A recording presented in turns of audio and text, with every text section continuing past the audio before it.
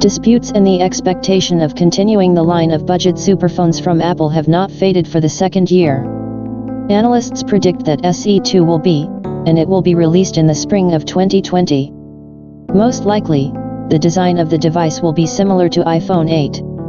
The filling of the smartphone, judging by the previous model, will be the most relevant, the A13 Bionic processor, which is installed in the current flagships, and 3 GB of RAM, the Network Edition reports. The predicted price of the new people's favorite, $399 for a younger model. Analysts expect 3 colors in the lineup: space gray, silver, and red.